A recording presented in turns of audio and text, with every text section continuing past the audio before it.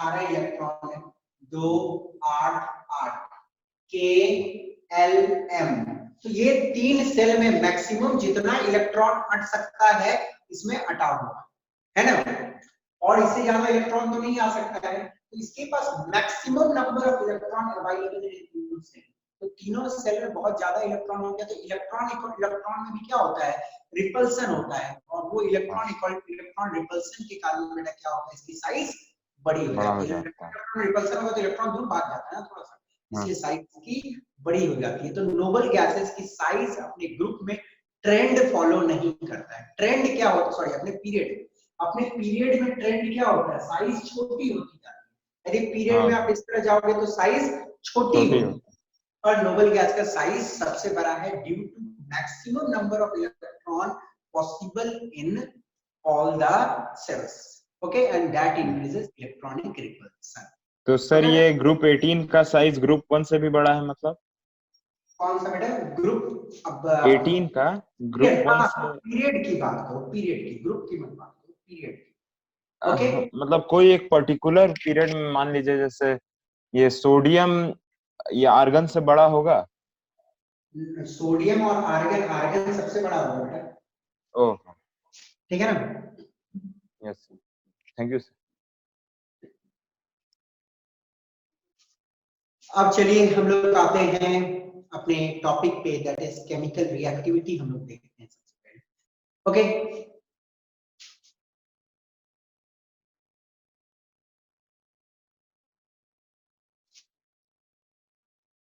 Chemical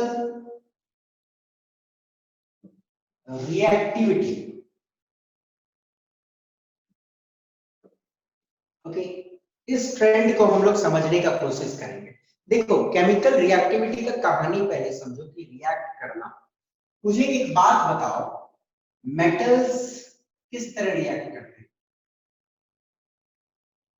electron क्या करता है, लोग लूज करता है सर, लूज करके, नॉन मेटल्स गेन करता है, गेन करके, गेन करता है, ठीक है ना, गेन करता है,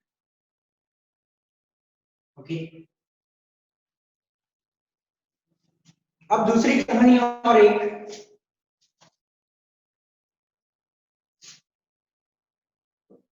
साइज बिगड़ रहेगा, ओके, या वॉल्यूम में साइज इंक्रीज कर जाए। साइज यदि इंक्रीज कर जाएगी तो इलेक्ट्रॉन निकालना आसान हो जाएगा। आसान हो जाएगा। Size increases, electron removal is easy, ठीक है।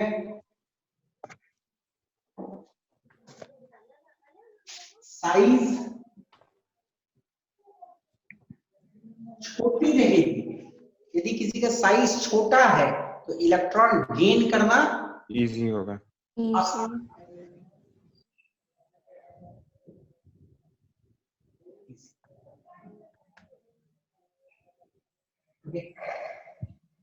अब बात होती है ग्रुप की, चलो हम लोग ग्रुप की बात करते हैं, ओके। ग्रुप में क्या कहानी है, ध्यान से समझिएगा। हम लोग जैसे ही ग्रुप में नीचे जाते हैं, एटॉमिक साइज बढ़ते जाता है, इंक्रीज होता है। ठीक है ना। ग्रुप में डाउन का ग्रुप का बात कर रहा हूं, एटॉमिक साइज इंक्रीजेस, ठीक है।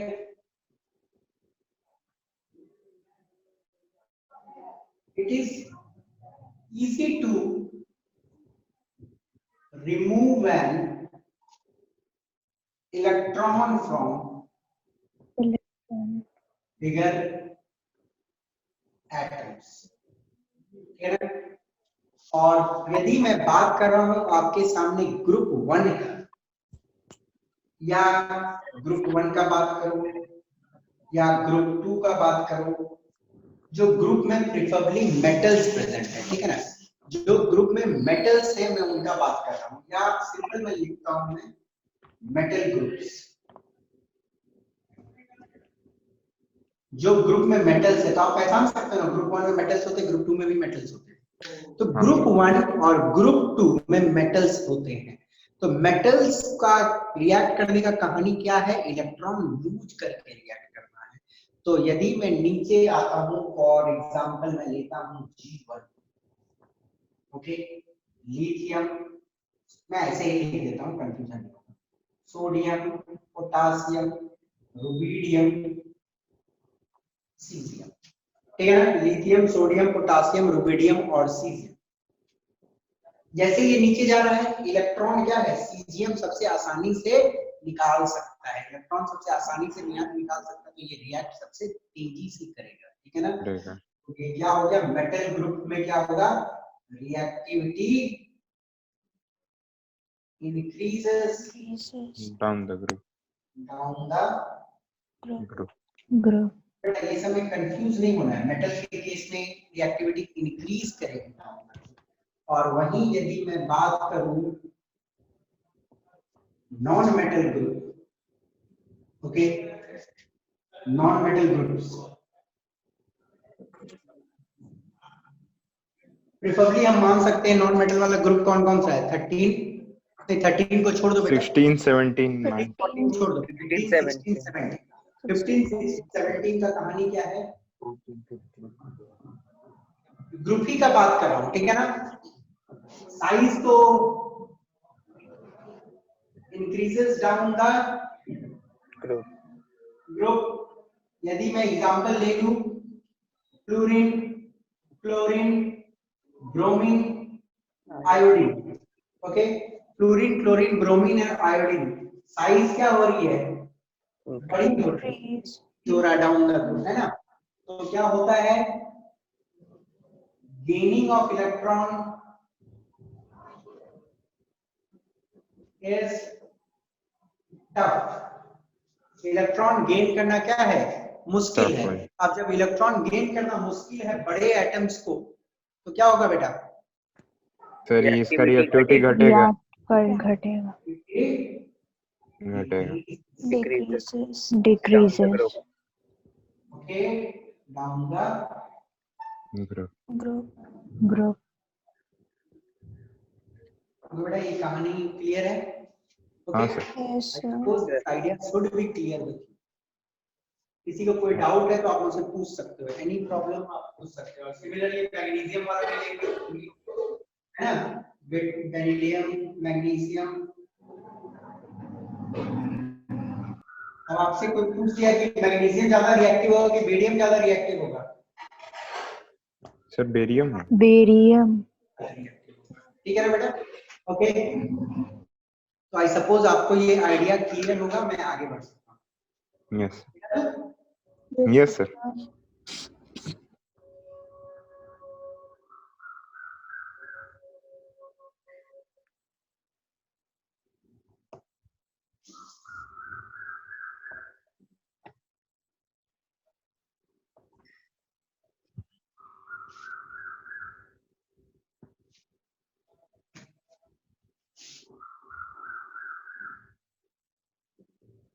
Across a period, यदि कहानी बात हो रही है अक्रॉस अ पीरियड, देख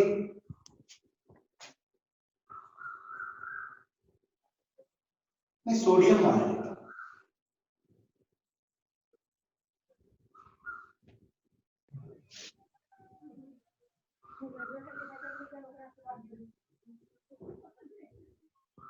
तो नोबल गैस आ जाते हैं, तो नोबल गैस को छोड़ देता हूं क्योंकि वो सबसे लीस्ट रिएक्टिव है।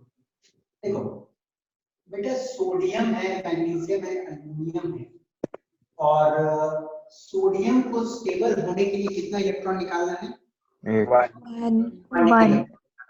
अब कहानी देखना, देखो क्या होता है। सोडियम को एक इलेक्ट्रॉन निकालना है, सोडियम को बहुत जरूरत है उस इलेक्ट्रॉन को निकालने की, सोडियम फट से उस इलेक्ट्रॉन को निकालना, ठीक है। तो मतलब हम बोल सकते हैं कि पीरियड के अक्रॉस बात कर रहे हैं तो सोडियम बहुत ज्यादा रिएक्टिव है। तो मैग्नीशियम को स्टेबल होने के लिए 2 इलेक्ट्रॉन निकालना है, ठीक। मैग्नीशियम क्या किया, सबसे पहले 1 इलेक्ट्रॉन निकाला, ठीक है। अब ध्यान से देखो, लास्ट क्लास में मैंने ये बताया था, ये न्यूक्लियस है, ये मैग्नीशियम का एटम। मैग्नीशियम को कितना इलेक्ट्रॉन निकालना है? 2 इलेक्ट्रॉन, ठीक है ना। 2 इलेक्ट्रॉन उसको क्या करना है? रिमूव करना है। ओके, अब समझिए, मानो कि एक इलेक्ट्रॉन निकल गया। एक इलेक्ट्रॉन निकल गया तो इसमें इलेक्ट्रॉन क्या होता है? अभी इलेक्ट्रॉन कम हो गए। इलेक्ट्रॉन निकलने के बाद इलेक्ट्रॉन की कमी है। न्यूक्लियस जो है कम इलेक्ट्रॉन को ज्यादा तेजी से खींचेगा। उसकी साइज क्या हो सकती है? छोटी हो सकती है। यदि एक इलेक्ट्रॉन निकल गया बाहर, साइज क्या हो सकता है इसका? छोटा हो सकता है। साइज जब छोटा हो जाएगा, दूसरा इलेक्ट्रॉन को निकालने के लिए क्या है, इसको थोड़ा ज्यादा मेहनत करना पड़ेगा है। पहला इलेक्ट्रॉन निकल गया, साइज छोटी। ओके बेटा, आपका ऑडियो ऑन है, बंद कर दो चिंता। पहला इलेक्ट्रॉन निकल गया, साइज छोटी, ठीक है ना। अब दूसरा इलेक्ट्रॉन निकालने के लिए ज्यादा मेहनत करना पड़ेगा, क्योंकि दूसरा इलेक्ट्रॉन न्यूक्लियस के ज्यादा क्लोज चलेगा। अंडरस्टूड? तो दूसरा इलेक्ट्रॉन निकालना is a tough task. Got it? तो मैग्नीशियम को तो 2 इलेक्ट्रॉन निकालना है स्टेबल होने के लिए, 2 इलेक्ट्रॉन निकालने के लिए ज्यादा मेहनत करना पड़ता है। तो इसलिए क्या होता है, मैग्नीशियम कम रिएक्टिव है। वही एल्युमिनियम का बात किया जाए तो एल्युमिनियम के साथ क्या कहानी होता है? एल्युमिनियम को 3 इलेक्ट्रॉन निकालना, एक इलेक्ट्रॉन निकाला तो साइज छोटी, दूसरा इलेक्ट्रॉन निकाला और साइज छोटी, तीसरा इलेक्ट्रॉन निकालना मुश्किल है, निकलती है पर मुश्किल है, तो रिएक्टिविटी इसकी कम हो जाती है। तो अक्रॉस अ पीरियड की बात की जाए तो यहाँ तक ग्रुप 13 तक, ओके, ग्रुप 13 तक क्या होगा? decrease, decrease, रिएक्टिविटी decreases, ठीक है ना। अब ये तो ग्रुप 14 है। ग्रुप 14 का कहानी का मालूम है कि रिएक्टिव, ठीक है ना। ग्रुप 14 का रिएक्टिविटी अभी हम लोग बात नहीं करेंगे। मैं कार्बन पढ़ाऊंगा आप लोगों को, सॉरी कार्बन पहले मैं पढ़ाऊंगा आप लोगों को, केमिकल बॉन्डिंग वहीं पे मैं डिस्कस करूंगा। तो ग्रुप 14 वैसे लीस्ट रिएक्टिव। अब देखो, फास्फोरस है, सल्फर है, क्लोरीन, ओके, साइज क्या हो रहा है? छोटा होते जा रहा है ना। जैसे मैं इधर जाता हूँ तो साइज क्या होता है? छोटा होता है ना। साइज छोटा होता है तो ये लोग तो नॉन मेटल है, ये लोग को तो इलेक्ट्रॉन गेन करता है, गेन करना है, तो इलेक्ट्रॉन तो ज्यादा जल्दी से गेन करेगा ना। What it? तो रिएक्टिविटी क्या हो जाएगी? increases, इंक्रीज होगा ना। ओके, इसकी साइज छोटी है तो सबसे छोटी वाली क्या होगा? बहुत तेजी से इलेक्ट्रॉन खींचेगा रिएक्टिविटी इंक्रीज। और ग्रुप 18 के बारे में तो छोड़ ही दो, वो तो लीस्ट रिएक्टिव है। ग्रुप 18 के बारे में ठीक है। तो आपसे कोई ट्रेंड पूछेगा तो reactivity increases from group 1 to group 13, 14 is least reactive, and again reactivity increases from 15 to 17, और 18 वाला तो least reactive है, उसका तो कोई कहानी नहीं। ओके, तो अक्रॉस अ पीरियड भी आपको कहानी समझ आ गई। एक्सप्लेनेशन मुझे लिखने की जरूरत नहीं कि मैं इतना लिखूं, और आप समझ सकते हैं। यदि आपसे पूछा गया कि why sulfur is less reactive than chlorine, तो क्या बोलोगे? सल्फर का 2 गेन करना है, ठीक है, size of chlorine is smaller than sulfur, so it will gain electron easily, ठीक है। यदि पूछा आपसे कि मैग्नीशियम ज्यादा रिएक्टिव है कि सोडियम ज्यादा रिएक्टिव है? सोडियम तो एक ही इलेक्ट्रॉन यूज करना है। So I suppose the idea is clear across the period. Yes sir. yes sir,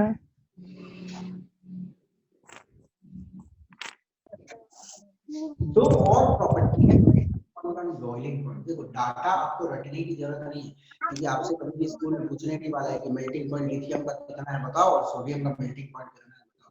ये आपसे कभी भी पूछने वाला नहीं है, इतना मेमोरी बेस्ड क्वेश्चन कभी नहीं आएगा। तो उन डाटा को आप कभी ठीक। और I will discuss with you melting point, melting and boiling point, ठीक है बेटा।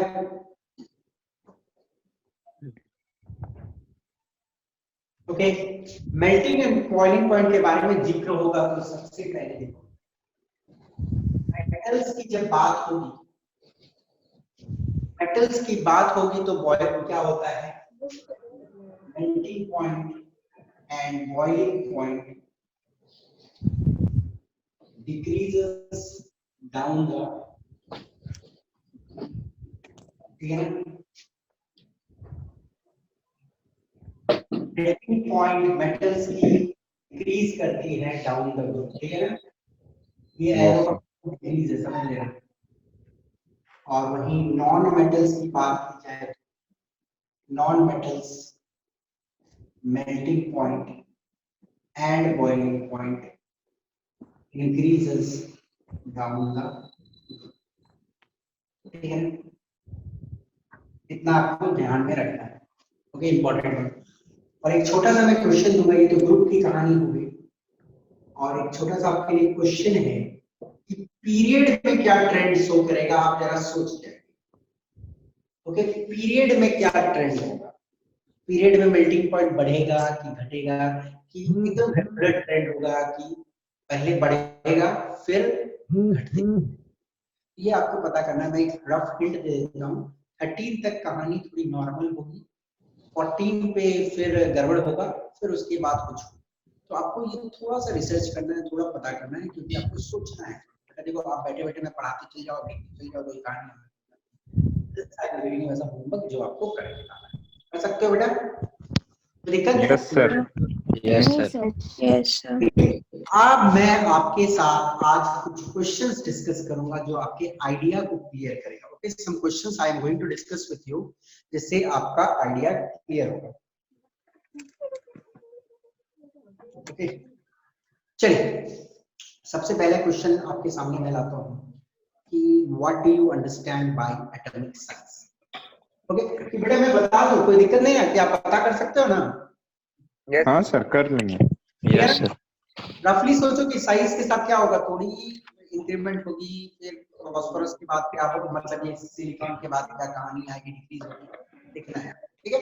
You can do it, I suppose. कौन है भाई, किसका आवाज है?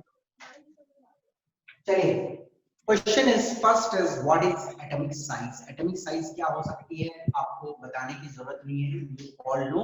एटॉमिक साइज को मैंने आपको डिफाइन करने का तरीका बताया था। Okay, it is the distance between the nucleus and the farthest Farthest electron electron in a neutral isolated gaseous atom. ठीक है ना बेटा, क्लियर रहेगा ना? हाँ। It is the Yes, sir. it is the distance between the nucleus and the most loosely bonded electron in a neutral isolated gaseous atom. Neutral का मतलब मालूम है, gaseous का मतलब isolated. What is the SI unit for this measurement? कौन से unit में major करते हैं? SI Samstrong. सर नहीं, और फाइकोमीटर दोनों में मेजर किया। Picometer. हाँ. 10 to the power minus 12। Next question आपके पास है, give the trend of atomic size down the group. Atomic sir बढ़ता है, बढ़ता. इनका साइज बढ़ता है. increases. Atomic size down the group increase होती है, Increases. और उसका पीरियड Decreases. Decreases. चलिए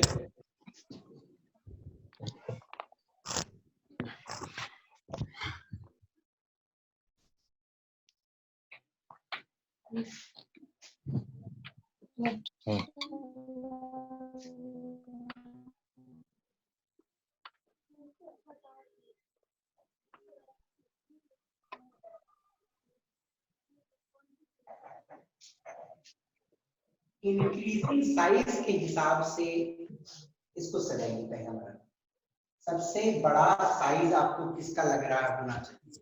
सर सबसे पीछे वाले का, फ्रांसियम। ये फ्रांसियम छोड़ दो बेटा एक पल के लिए, क्योंकि फ्रांसियम सर सीजियम। Cesium. ट्रिजियम की बात करूंगा, थियोरेटिकली बात की जाती है तो फ्रांसियम का साइज सबसे बड़ा होना चाहिए थ्योरी के हिसाब से, क्योंकि ये तो डाउन द ग्रुप की कहानी है ना, lithium sodium potassium down the group की कहानी है, तो साइज बड़ी ही होनी चाहिए। बट फ्रांसियम एक मैन मेड एलिमेंट है जिसकी लाइफ पीरियड बहुत कम है, तो उस पर ज्यादा रिसर्च नहीं हो पाया, तो हो सकता है कि उसमें कुछ एक्सेप्शन हो भी सकता है, नहीं भी हो सकता है, नोबडी नोस। तो प्रैक्टिकल पे जो प्रूव्ड है इट्स सीजियम। तो कैसे जाएगा ये टू बीडीएम। ठीक है ना, सीजियम की साइज सबसे बड़ी ऐसे इंक्रीजिंग दिखाएंगे, ठीक है ना, increasing order.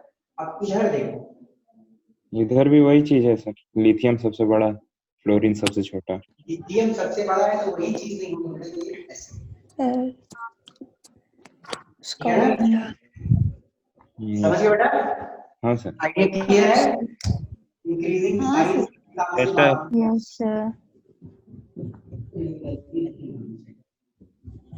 Understood.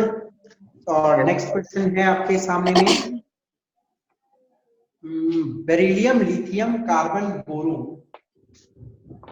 Beryllium, carbon, boron, nitrogen, oxygen, fluorine, ठीक है। आपको क्या करना है, increasing metallic character,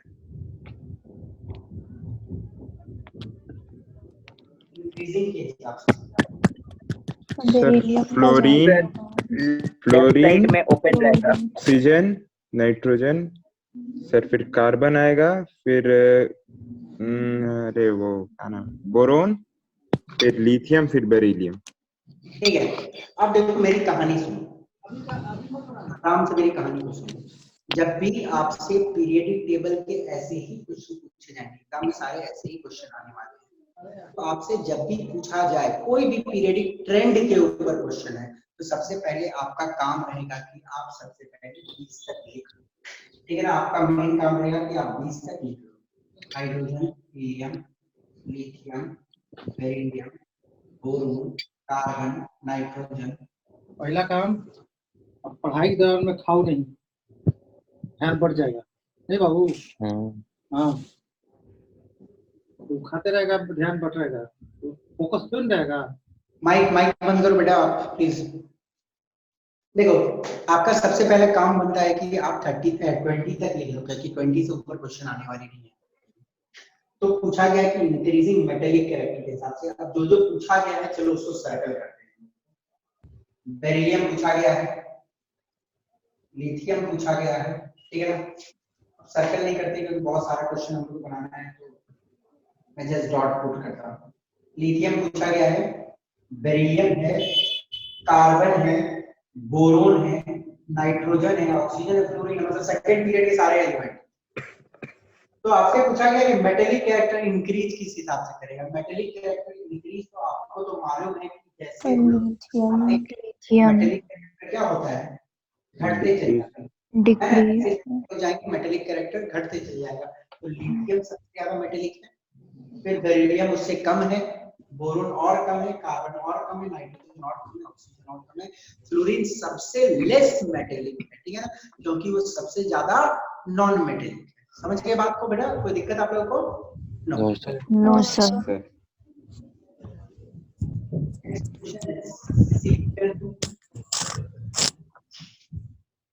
sodium, magnesium, aluminium, chlorine, phosphorus और सल्फर को सजाना है आपको in decreasing non metallic, decreasing non metallic, increasing non metallic नहीं, डिक्रीजिंग नॉन मेटेलिक। सर तो पहले क्लोरीन होगा, क्लोरीन, फिर आर्गन, फिर सल्फर, फिर Decreasing फॉस्फोरस। फॉस्फोरस, सब पहले सोडियम आएगा, सर क्लोरीन आएगा, क्लोरीन आएगा, हाँ सर, हाँ सल्फर, वो समझ गए। Phosphorus, silicon. कुछ बच्चे कंफ्यूज हो रहे हैं, मुझे एक्सप्लेन करने दीजिए, ध्यान से सुनो। देखो आपको बोला गया है डिक्रीजिंग नॉन मेटेलिक कैरेक्टर, मतलब सबसे जो कम नॉन मेटेलिक है उसको क्या करना पड़ेगा, आपको सबसे पहले लिखना पड़ेगा, सबसे लास्ट लिखना पड़ेगा, सर पहले, सबसे लास्ट लिखना, सर लास्ट ना, लास्ट लास्ट में लिखना इसलिए पड़ेगा, सब मैग्नीशियम से शुरू होगा, बड़ा से छोटा, सोडियम से। ठीक है ना। डिक्रीजिंग मींस बड़ा। तो देखो ध्यान से, क्लोरीन दिया हुआ है क्वेश्चन में, फॉस्फोरस है, सल्फर है, मैग्नीशियम है, अल्युमिनियम है, सोडियम है, और सिलिकॉन है, सारे ग्रुप थर्ड एलिमेंट है। अब देखो इसमें सबसे ज्यादा मेटेलिक होगा, नॉन मेटेलिक होगा फ्लोरीन, क्लोरीन, ठीक है, क्लोरीन सबसे ज्यादा नॉन मेटेलिक, फिर आर्गन, फास्फोरस।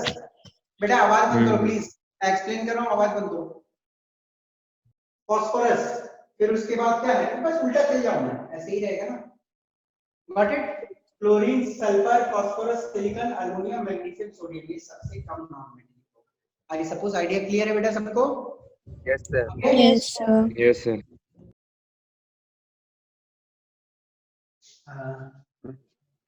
ऐसे क्वेश्चन बनाने की आदत डालिए। चलो मैं अपने तरफ से कुछ क्वेश्चंस देता हूँ, ये तो आपके मैं बुक की क्वेश्चंस करवा रहा था कुछ। There is a question from one side, an element of second period, peak of period, बेटा अपना माइक बंद करो please. An element of second period and 13th group, okay, as compared to an element of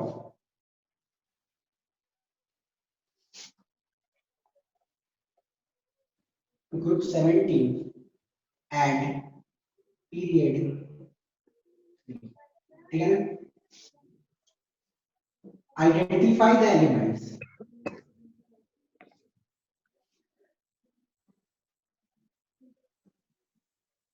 and write its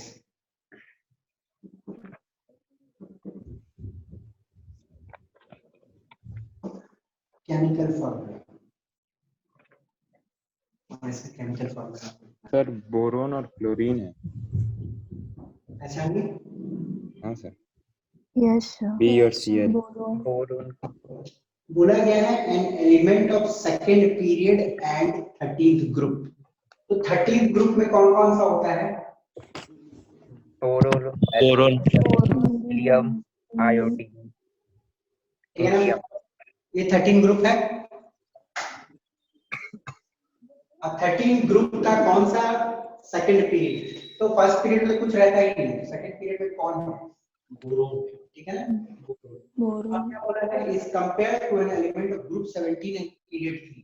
group 17 और period, group 17 में क्या होता है? Fluorine, chlorine, bromine, iodine. Group 17 and period 3, group 17 और period 3 Cl, ठीक है ना? अब बोला गया है and right it's chemical formula. Chemical formula क्या इसका बनेगा? VCl3. Three. आप समझ सकते हो? कोई दिक्कत? No sir. no sir, हमें इस क्वेश्चन को थोड़ा चेंज करना है।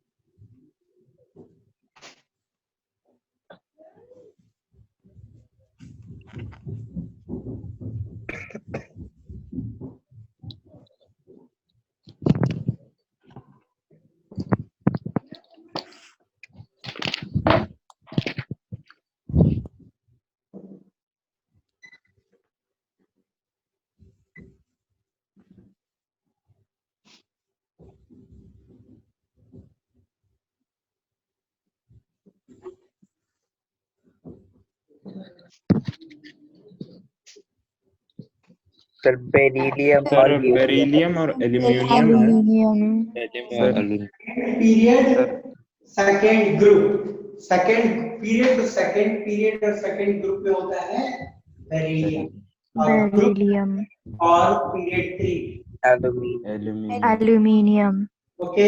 कंपेयर देयर चार्ज, चार्ज क्या सर, होता है? Beryllium Fe2+। लूज करती है क्या बनेगी? 2+. ये plus plus 3 plus 3 plus E3Al2. has greater ratio, has greater radius, sir atomic beryllium का होगा Aluminium. एल्यूमिनियम का होगा, एल्यूमिनियम का सेकंड पीरियड है और थर्ड पीरियड है, थर्ड पीरियड आ गई तो सीधा एक रेट क्या है, बढ़ेगा हाँ, increases स्केल बढ़ने से एटॉमिक रेडियस तो बढ़ना ही बढ़ना है। ओके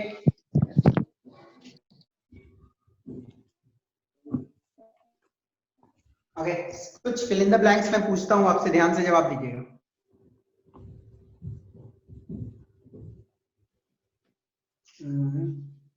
अच्छा, मैंने कैटायन और एनायन आपको एक्सप्लेन किया था क्या? Yes, sir. yes sir electro no no, बोला तो मैं करूंगा आज। इलेक्ट्रो पॉजिटिविटी ये वाला सर। होमवर्क दिया था, आप लोग नहीं बनाए हो।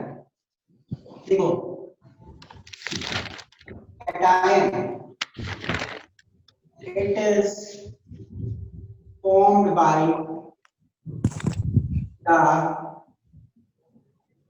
loss of electron. जब इलेक्ट्रॉन लूज होती है तब कैटायन बनता है। ओके, अब देखो ध्यान से, size of cation is smaller than parent atom। Okay, तो ये फैक्ट आपको कोई दिक्कत समझने में कि कैटायन की साइज जो होती है पेरेंट एटम से क्या होती है, छोटी। तो ये तो मैं अभी एक्सप्लेन किया, कोई दिक्कत नहीं होना चाहिए, क्योंकि मानो एक एटम है, Electron lose करता है. प्रोटॉन है और 5 इलेक्ट्रॉन है, तो 1:1 रेशियो में है। ओके, अब मानो एक इलेक्ट्रॉन निकल गया तो 5 प्रोटॉन को तो अब 4 ही इलेक्ट्रॉन को खींचना है ना, तो 4 इलेक्ट्रॉन को ज्यादा तेजी से खींचेगा तो साइज क्या है और छोटी हो जाएगी। तो size of cation is less than parent atom. Okay, very simple. And I, अब आपका रीजन पूछा गया, रीजन आपके लिए होमवर्क रहेगा कि आप ये रीजन लिख के लाओ। ओके, रीजन आप लिख के ला सकते हो। Anion, it is formed by the, अच्छा सर, रीजन तो अभी आप जस्ट बता दिए। हाँ तो आप लिख लेना, वर्ड्स में लिख लेना, ठीक है ना। It is formed by the gain of electron or size of anion Increases. is greater than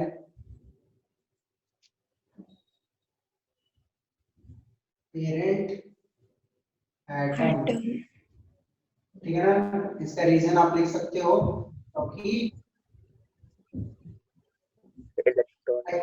extra electron comes to an anion and the nucleus has to control more number of electrons, so electron atomic size increases। increases ठीक है, तो ये दो चीज आपको दिमाग में रखनी है। अब मैंने एक होमवर्क दिया था आपको, मानो ए है, मतलब ये प्रैक्टिकली पॉसिबल नहीं है, प्रैक्टिकली पॉसिबल नहीं है कि एक ही चीज कैटायन बनेगी एनायन बनेगी, बट जस्ट एक चीज समझ, ए प्लस A2 प्लस, तो A है, A प्लस क्या हो जाएगी, छोटी हो जाएगी, यस प्लस और छोटी हो जाएगी, और A3 प्लस और छोटा हो जाएगा। कोई बेटा किसी को कोई दिक्कत समझने में? चार्ज जैसे ही इंक्रीज हो रही है साइज डिक्रीज हो रही decrease क्या हो गया, जब जैसे ही पॉजिटिव चार्ज इंक्रीज हो रही है साइज छोटी होती चली जाएगी। और वही मानो कोई बी एटम है, तो बी एटम का यदि इलेक्ट्रॉन इंक्रीज होता है तो देखो ये साइज बड़ा हुआ, और इलेक्ट्रॉन होगा तो और साइज बड़ी होगी, और इलेक्ट्रॉन होगा तो और साइज बड़ी होती चल जाएगी। कोई दिक्कत नहीं है, पेरेंट एटम से ये बड़ा होता चल जाएगा। जैसे ही नंबर ऑफ एनायनिक चार्ज बढ़ेगी size will go on increasing. तो ये कॉन्सेप्ट आपको दिमाग में क्वाइट क्लियरली रखना है। ओके, यस मैं इसको इरेज करता हूं।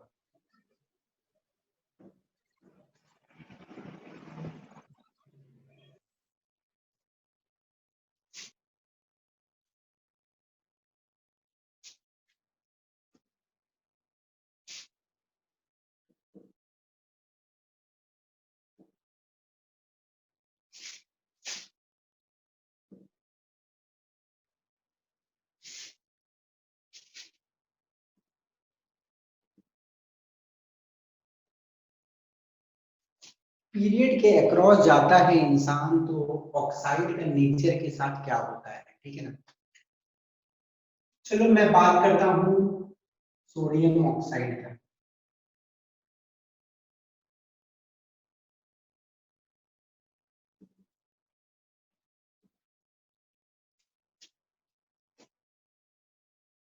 Okay,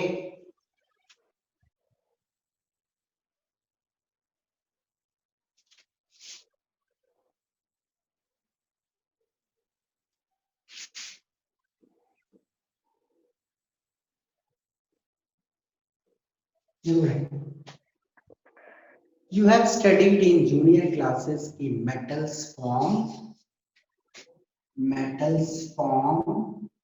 base, Basic oxide. metals बनाते हैं basic Oxide.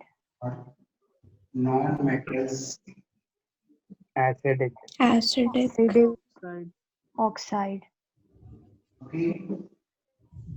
देखो ध्यान से, this one is strongly basic, highly basic, बहुत बेसिक है, ओके। इसको मैं बेसिक बोल सकता हूँ, बट थोड़ी कम हो गई, स्ट्रांगली बेसिक बेसिक। बेटा मेरी ऑडियो क्लियर है आप लोगों को, मेरी आवाज सही से सुनाई दे रही है ना? हाँ yes sir, yes sir. Sodium oxide strongly basic, magnesium oxide this is basic. Aluminium oxide amphoteric Light. Nature, Amphoteric. Amphoteric. Amphoteric आप लोग समझते हो ना इसका मतलब? जैसे sodium Yes, oxide yes sir. डालूंगा तो it will form sodium hydroxide. Hydroxide. Oxide, समझे? हाइड्रो ऑक्साइड, ठीक है ना। और ये सोडियम हाइड्रो ऑक्साइड जो है it is what, it's a base. और बेस को जब आप एसिड से रिएक्ट करवाते हो, बेस को जब आप एसिड से रिएक्ट करवाते हो तो you get salt salt and water. Water. This is salt and water. Water. यहाँ पे इसकी बिहेवियर क्या है? This is base, Base. ठीक है ना। And this one is acid, Acid. Acid. और ये बनी सॉल्ट और water, Water. ठीक। अब देखो बेटा, एम्फोटेरिक, एम्फोटेरिक का मतलब क्या हो जाता है कि उसके पास एसिडिक गुण भी है और बेसिक गुण भी है। और ये इक्वेशन इंपॉर्टेंट होती है आप लोगों के लिए, क्योंकि क्वेश्चंस पूछ लिए जाते हैं। एम्फोटिक का एक रिएक्शन देख लेना, एल्युमिनियम ऑक्साइड। देखो एल्युमिनियम ऑक्साइड यदि मैं इसको एसिड के साथ रिएक्ट करवाऊं तो यहाँ पे ये बिहेवियर शो कर रहा है बेसिक, बेसिक बिहेवियर बना AlCl3 सॉल्ट और प्लस वाटर। अंडरस्टूड। और वहीं मैं एल्युमिनियम ऑक्साइड को सोडियम हाइड्रो ऑक्साइड के साथ रिएक्ट करवा दूंगा तो सोडियम हाइड्रो ऑक्साइड यहाँ पे बेस की तरह एक्ट कर रहा है और ये एसिड की तरह एक्ट करती है and it's form NaClO2 sodium Meta metal aluminate. Aluminate. Plus water. ये भी क्या है? This is also Water. Salt और ये तो वाटर है ही सभी को मालूम है। तो एम्फोटेरिक ऑक्साइड उनको बोलते हैं जिनमें एसिडिक और बेसिक नेचर दोनों प्रेजेंट होता है, ठीक है ना। तो पहला स्ट्रांगली बेसिक होती है, फिर ये बेसिक कम बेसिक हो गई, ये दोनों बिहेवियर आ गया। This one is feebly acidic, this one is feebly acidic, ठीक है। ये हल्का एसिडिक होती है, बहुत हल्का एसिडिक। फिर this is acidic, you can tell it as more acidic and CH2 Most acidic. questions can be set from this।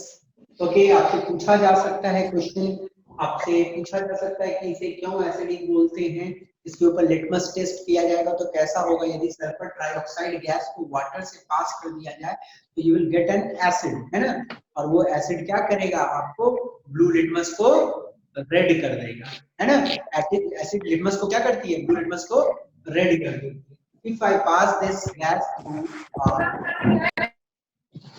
To water, तो क्या होगा आपको दिमाग में रखनी है। और इसको यदि वाटर के साथ पास किया जाए तो ये बनती है बेस, और इसमें यदि आप रेड लिटमस टेस्ट करोगे तो ये ब्लू कलर का दिखाएगा। तो ये सब आइडिया आपको क्लियर होनी चाहिए, और ऐसे क्वेश्चंस आपसे सेट किए जा सकते हैं एग्जाम में। This questions can be asked कि Cl2 arrange in order of decreasing acidity, arrange in order of decreasing acidity ऐसा दे दिया, तो आप ये सबसे ज्यादा ये कम ऐसे करके कर सकते हैं, ठीक है ना। इसमें ऐसा नहीं है, ये स्ट्रांगली बेसिक है तो मतलब एसिडिक गुण नहीं है, पर एसिडिक गुण बहुत कम है, समझ गए, दैट इज। और एसिड बेस है हम लोगों के सिलेबस में, देयर वी विल। ओके, तो आई सपोज आपका आइडिया क्लियर है यहाँ पे। Yes sir. Yes. Yes, sir. ठीक है, चलिए।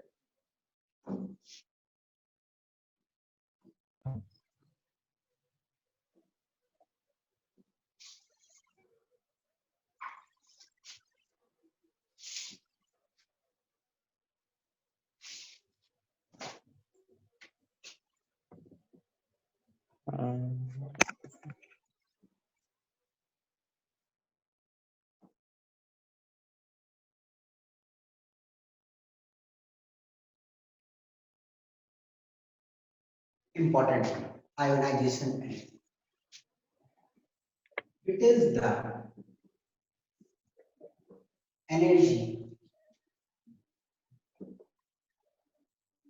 required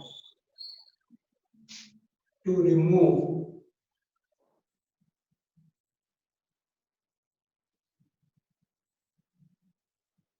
an electron from a neutral isolated gaseous atom। Okay,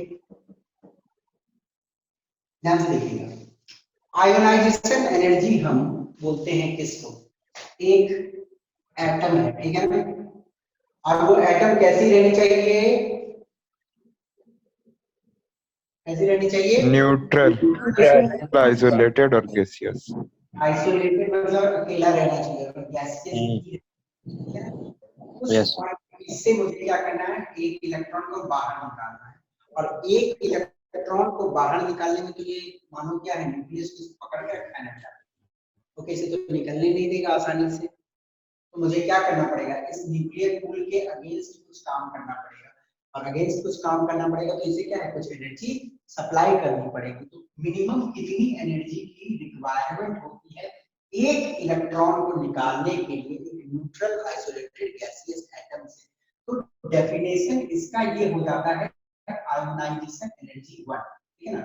this definition is basically of ionisation energy 1, मतलब पहला एक इलेक्ट्रॉन जो निकाले, मतलब एटम भी न्यूट्रल है, और फिर उसके बाद मैंने एक एटम एक इलेक्ट्रॉन उससे निकाला। ध्यान से देखो, एक एटम है गैसियस एटम, ओके, आप उससे मानो एक इलेक्ट्रॉन निकाल लिए, माइनस इलेक्ट्रॉन कर दिए, तो वो क्या बन जाएगा, एक प्लस गैसियस बन जाएगा, ओके। तो ये जो इलेक्ट्रॉन निकालने के लिए एनर्जी लगा, दैट इज आयोनाइजेशन एनर्जी 1। पर बेटा क्या होता है ना, बहुत सारे वर्जन में आयोनाइजेशन एनर्जी 2 और आयोनाइजेशन एनर्जी 3 भी होता है, ये तो होता ही है, क्योंकि देखो आपको मालूम है कि कभी काल एक एटम से एक इलेक्ट्रॉन निकला तो दूसरा इलेक्ट्रॉन भी निकलता है, ओके, दूसरा इलेक्ट्रॉन भी निकलता है, और आपको ये मालूम है कि तीसरी इलेक्ट्रॉन भी निकल सकती है, तो ये क्या हो जाएगा, आयोनाइजेशन एनर्जी 2, और ये हो जाएगा आयोनाइजेशन एनर्जी 3। अब ध्यान से देखो, कभी काल इन जनरल जब एग्जाम में पूछ दिया जाता है आयोनाइजेशन एनर्जी का डेफिनेशन, तो आप लिखते हो न्यूट्रल, तो उस डेफिनेशन में सिर्फ कवर होती है आयोनाइजेशन एनर्जी 1, ठीक है ना, उस डेफिनेशन में सिर्फ कवर होती है आयोनाइजेशन एनर्जी 1। और यदि आप इस न्यूट्रल शब्द को यहाँ से निकाल देते हो, ठीक है ना, क्योंकि ये जो मैं दूसरा इलेक्ट्रॉन निकाल रहा हूँ बेटा, ये मैं न्यूट्रल से नहीं निकाल रहा हूँ, एक निकल गया फिर दूसरा निकाल रहा हूँ, तब ये कॉमन डेफिनेशन हो जाता है सबके, ठीक है ना, सारे आयोनाइजेशन एनर्जी, ठीक है। अब देखो इसमें एक चीज ध्यान देना है आपको, आयोनाइजेशन एनर्जी 2, आयोनाइजेशन एनर्जी 2 दूसरा इलेक्ट्रॉन निकालने का एनर्जी है, ना ही कि 2 इलेक्ट्रॉन निकालने का एनर्जी। ध्यान से सुन लो मेरी बात को, आयोनाइजेशन एनर्जी 2 दूसरा इलेक्ट्रॉन निकालने की एनर्जी, ठीक है ना, नहीं कि कॉम्बिनेशन एनर्जी नहीं है, ठीक है। आयोनाइजेशन एनर्जी 1 एक इलेक्ट्रॉन निकाले, पहला इलेक्ट्रॉन, आयोनाइजेशन एनर्जी 2 दूसरा इलेक्ट्रॉन, आयोनाइजेशन एनर्जी 3 तीसरा इलेक्ट्रॉन। और यदि आपसे पूछा कि टोटल 3 इलेक्ट्रॉन निकालने की है तो ionisation energy 1, ionisation energy 2, ionisation energy 3, ठीक है ना। अब देखिएगा आपके सामने एक छोटा सा क्वेश्चन कि पहला इलेक्ट्रॉन दूसरा, तीसरा, तीसरा, तीसरा इलेक्ट्रॉन निकालना सबसे मुश्किल है। तो मतलब क्या है, सिंपल शब्द बोले, यदि हम एक इलेक्ट्रॉन निकाल दिए तो आसानी से निकल गया, दूसरा इलेक्ट्रॉन को निकालने में हमको क्या है ना, थोड़ा ज्यादा निकालने में हमको और ज्यादा मेहनत करना पड़ा, ठीक है। तो यदि मैं लिखता हूँ ऐसे, ionisation energy 1 is less than ionization energy 2 which is less than ionization energy 3, तो ये सबसे बड़ी होती है। अब देखो इसको यदि कंफ्यूजन होता है कभी दिमाग में इस बारे में, तो एक सिंपल सा एग्जांपल ले लो। मानो आपका एक दोस्त है, ठीक है ना, मानो उसने आपसे 100 रुपया उधार लिया, ठीक है। तो आया पहला दिन मांगने कि सर भैया 100 रुपया उधारी दो दोस्त, तो आपने क्या बोला, ठीक है दोस्त है भाई 100 रुपया उधारी दे दिया आपने। पर मानो वो दूसरा दिन फिर पहुंच गया कि भैया एक और 100 रुपया दोगे क्या, तो आपको क्या है, दूसरे बार में 100 रुपया निकालने के लिए आपको बहाना दोगे, आप देखो यार कहाँ से मेरे पास पैसा है, काम कहाँ से, तो फिर भी आप बोलोगे कि दोस्त है चलो दे देते हैं। पर दूसरा बार आपको दूसरा 100 रुपया देने के लिए क्या है, ज्यादा मेहनत करना पड़ा हाँ उसको, सर, है ना, ज्यादा आपको देने हाँ जाके आप पैसे दियोगे उसको। और मानो तीसरा दिन फिर पहुंच गया कि दोस्त पैसा दो ना 100 रुपया और हमको काम है, आप बोलोगे यार मैं कहाँ से पैसा लाऊंगा, मुश्किल वाला बात है ना। बोलेगा देखो ऐसा बात है गाड़ी एक्सीडेंट हो गया, घर में बहुत मार खाएंगे, आप चलो मजबूरी में ठीक है भाई ले ले, पर उसको क्या है बहुत ज्यादा बहाना बनाना पड़ा आपसे पैसा निकालने, इसलिए क्या है तीसरा बार जब यदि वो इलेक्ट्रॉन निकालना है किसी एटम से तो ज्यादा बड़ा बहाना या बोलो तो ज्यादा एनर्जी लगाना पड़ेगा। अब मानो ये दोस्त चौथा दिन भी पहुंच गया कि भैया और 100 रुपये देगा, तो आप क्या बोलोगे, यार दोस्ती खत्म, हम नहीं दे सकते। तो कहानी यही है कि एक एटम मैक्सिमम 3 इलेक्ट्रॉन तक निकालता है, आप यदि चौथा इलेक्ट्रॉन निकलवाना चाहोगे तो क्या है भैया बहुत मेहनत करना पड़ेगा उस इलेक्ट्रॉन को निकालने के लिए, है कि नहीं। तो चौथा इलेक्ट्रॉन इसलिए इजीली नहीं निकलता, अंडरस्टूड। चौथा इलेक्ट्रॉन निकालना एक बहुत ही मुश्किल का काम है। तो ये कॉन्सेप्ट आपको दिमाग में रखना है कि आयोनाइजेशन एनर्जी 3 सबसे ज्यादा है, मतलब तीसरी इलेक्ट्रॉन निकालने की एनर्जी सबसे ज्यादा है। और आपको कुछ कॉन्सेप्ट दिमाग में रखने हैं,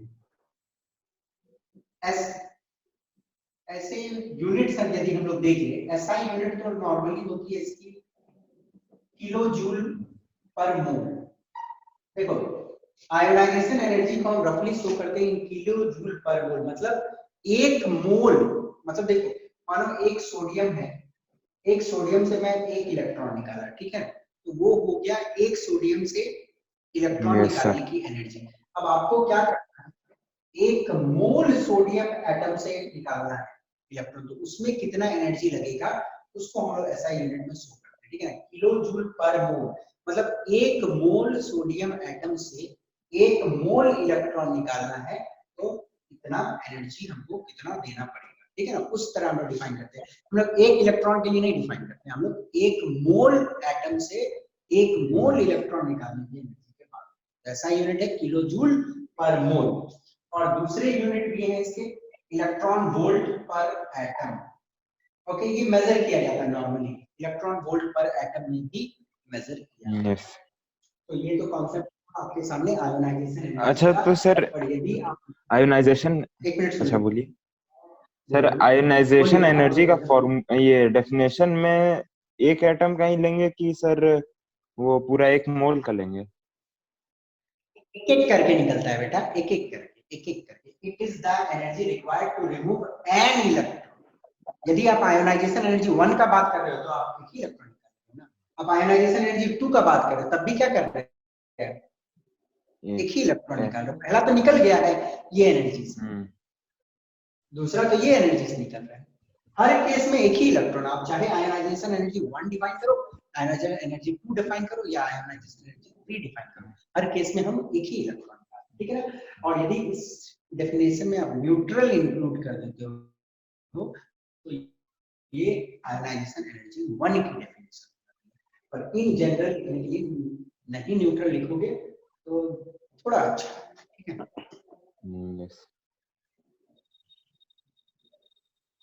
Trends. Now we will discuss about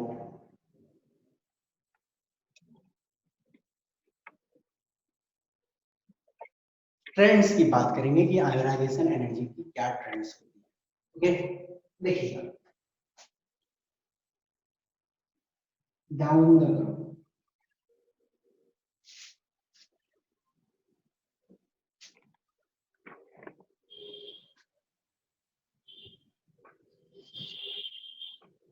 अब लोग मुझे समझाने की तो जरूरत नहीं है आप लोगों को। डाउन द ग्रुप क्या होगा, atomic size down the group increase हो रहा है एटॉमिक साइज इंक्रीज, तो आयोनाइजेशन एनर्जी सर, घटते जाएगा। Decrease. यस यस इलेक्ट्रॉन निकालना है तो हमको सबसे आसानी से इलेक्ट्रॉन ये बड़ा वाले एटम से निकलेगा, है ना। तो Yes, sir. कहानी क्या हो गई, आयोनाइजेशन एनर्जी डिक्रीजेस, हौले हौले निकलेगा। ठीक है ना।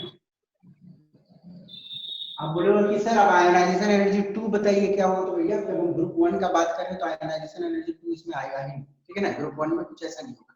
पर आप लोगों को इन जनरल आयोनाइजेशन एनर्जी करना 1 2 3 डिफरेंशिएट करके, पर आयोनाइजेशन आपसे पूछे जाएंगे आयोनाइजेशन एनर्जी 1 के बाद में, तो डाउन द ग्रुप क्या हो रहा है, आयोनाइजेशन एनर्जी Decrease. डिक्रीज कर रही है। डाउन द ग्रुप आसानी से एटम इलेक्ट्रॉन निकाल सकता है। तो देखो बेटा, मेटेलिक और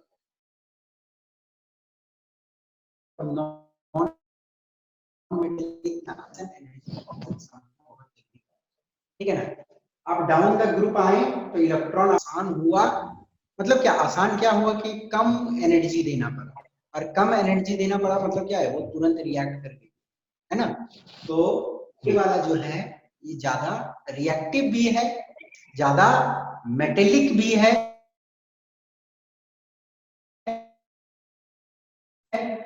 और आयोनाइजेशन एनर्जी इसका सबसे सबसे ज्यादा मेटेलिक होगा कि नहीं होगा, यस सर, मेटेलिक होगा कि नहीं होगा, yes sir, Yes, sir. Yes sir, तो नो सर कौन बोला।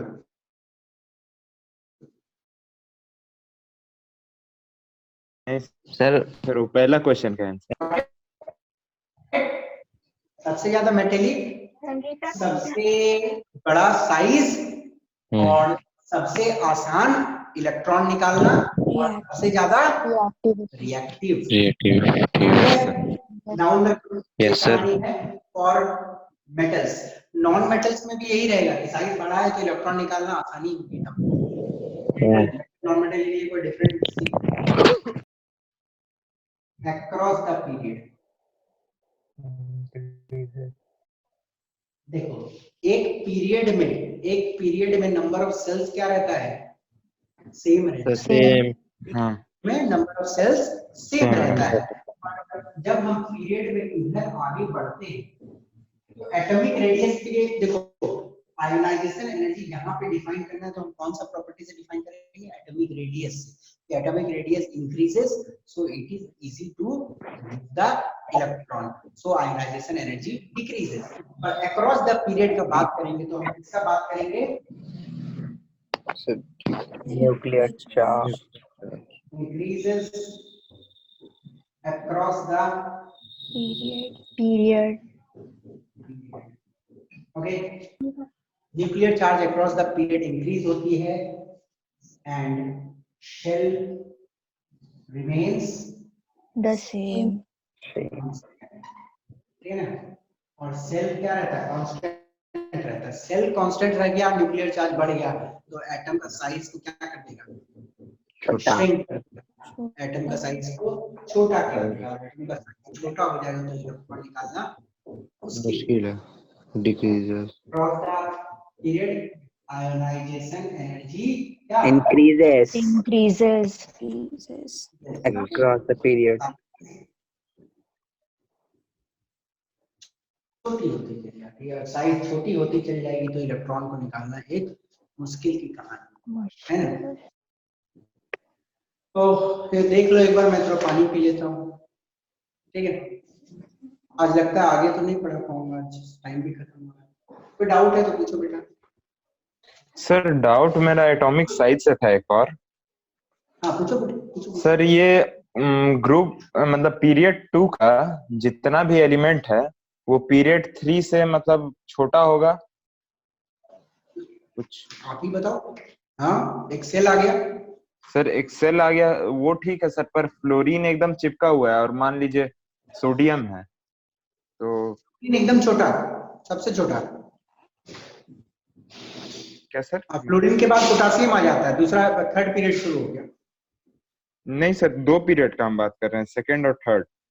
हाँ तो सेकंड और थर्ड ही का बात आ रहा है बेटा। देखो सेकंड और थर्ड में फ्लोरीन आया, फिर पोटासियम आया, ठीक है ना। ओके फ्लोरीन सर फ्लोरीन के बाद पोटेशियम, आया। हाँ सोडियम। ये कौन सा है? ये सेकंड पीरियड है और ये हाँ, वाला क्या है? थर्ड पीरियड है। तो आप क्या पूछना चाह रहे हो? सर इसमें से बड़ा कौन होगा साइज में? आप बताओ मुझे। फ्लोरीन तो बीच में है, मैं इधर गया, जब मैं इधर गया तो साइज तो छोटा होते चला गया, ठीक है ना। और इधर तो साइज ऐसे ही एक और एक्स्ट्रा सेल आ गया। इसमें कितने सेल हैं?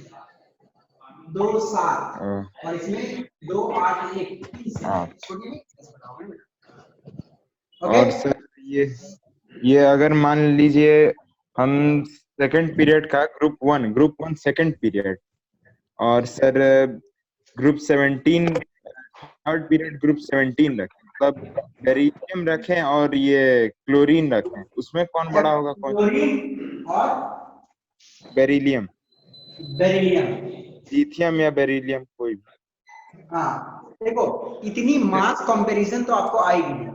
आप यदि बात करोगे कि देखो ऐसे में बात करो तो क्लोरीन की साइज आप बड़ी होगी, ठीक है ना। नहीं सर एक क्वेश्चन था, बुक हम पढ़ रहे थे तो एक्सरसाइज में क्वेश्चन था कि सेकंड और थर्ड पीरियड का सारा एलिमेंट्स का साइज कंपेयर करने के लिए।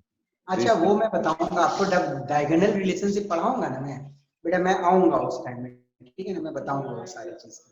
ओके हमको लगा कि एटॉमिक साइज टॉपिक पार हो गया तो नहीं, एटॉमिक साइज पार होगी तो आपको मैं ये वाला कंपैरिजन बता दूंगा, ठीक है ना। और इतनी मास कंपैरिजन नहीं है कि मेटल नॉन मेटल में, ये थोड़ा टफ हो जाएगा आपके लिए और ये क्वेश्चंस मैं डिस्कस करूंगा, ओके।